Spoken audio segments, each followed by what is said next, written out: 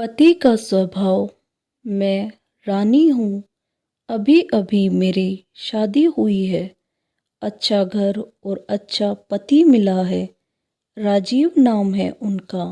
उनके पिता के ये दो बेटे हैं। छोटे भाई की अभी पढ़ाई चल रही है। इनकी अच्छी एक दुकान है जिसे यह पापा जी और मम्मी जी संभालते हैं। शादी को अभी मेरे 10 ही दिन हुए हैं और मैं अपने आप को बहुत खुशकिस्मत मानती हूँ क्योंकि मुझे बहुत प्यार करने वाला पति नसीब हुआ है। सास और ससुर तो पति से भी अच्छे हैं।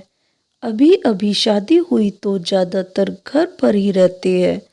दुकान अभी पापा और मम्मी संभाल रहे हैं। शादी को अब 1 महीना हो गया था। इनका अभी भी दुकान पर जाना वैसा शुरू नहीं हुआ। कुछ देर के लिए जाते और फिर वापस आ जाते। सुबह पापा जी जल्दी उठकर दुकान खोलते और देर रात तक वही दुकान पर बैठते थे। मम्मी जी उनके लिए खाना ले जाया करती थी। यह दिन भर मेरे पीछे ही घूमते। मैंने इन्हें बोला कि अच्छा नहीं लगता, अब आप रेगुलर दुकान पर जाना शुरू करिए, वरना पापा मम्मी कहेगी कि मैंने आपको कंट्रोल कर रखा है। उन्होंने बोला ऐसा कुछ नहीं होगा, वो सब बातें तुम मत सोचो। एक दिन हमारे कमरे की नल की टंकी खराब हो गई तो हमारे बाथरूम में पानी नहीं आ रहा था, तो मुझे नहाने के लिए हॉल के बाथरूम में जाना पड़ा। मेरे पति तब सो रहे थे। मैं बाथरूम में नहाने गई। कुछ ही सेकंड के बाद वो भी उठकर दरवाजे के बाहर आ गए और बाहर से ही मुझे आवाज़ देते हैं, रानी तुम अंदर हो? मैंने बोला हाँ।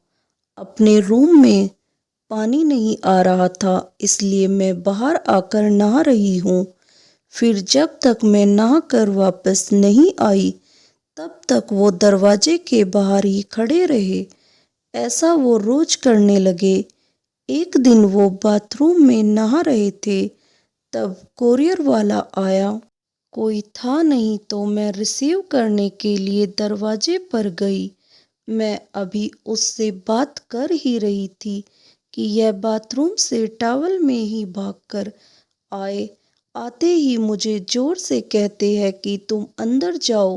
फिर उसके जाने के बाद किचन में आकर मुझसे कहते हैं कि इस तरह अनजान आदमी से बात करना सेफ नहीं है, तुम ध्यान रखा करो। फिर इसके बाद मैंने कई बातें देखी, जैसे जब हम बाहर जाते थे तब वो मुझे इधर उधर नहीं देखने देते थे। कहीं खाना खा रहे होते हैं तो मेरी नज़रें कहाँ है, मैं किसे देख रही हूँ देखते थे। बार बार अपनी जगह बदलते रहते थे। मेरे पति का यह स्वभाव मेरे सास ससुर भी देख रहे थे। एक दिन पापा ने उन्हें दुकान के काम से बाहर जाने को कहा तो उन्होंने मना कर दिया। फिर पापा को ही जाना पड़ा। वो बस मेरे पीछे ही रहते।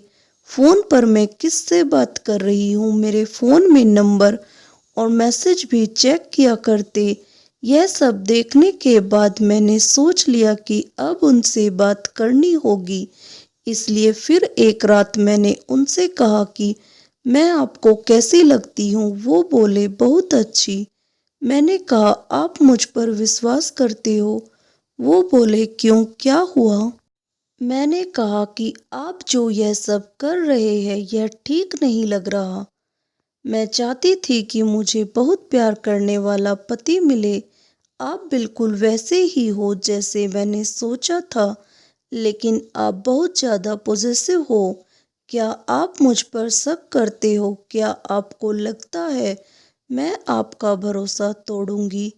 वो बोले नहीं, ऐसा नहीं है। फिर मैंने कहा कि आपसे अच्छा पति मुझे नहीं मिल सकता, लेकिन आपको अपने पर थोड़ा नियंत्रण और मुझ पर विश्वास रखना होगा, वरना यह आगे चलकर हमारे लिए ही झगड़े और लड़ाई का कारण बनेगा। मुझे पता है शायद आपको मुश्किल लगेगा, लेकिन आप थोड़ा थोड़ा बदलिए, मैं आपके साथ हूँ।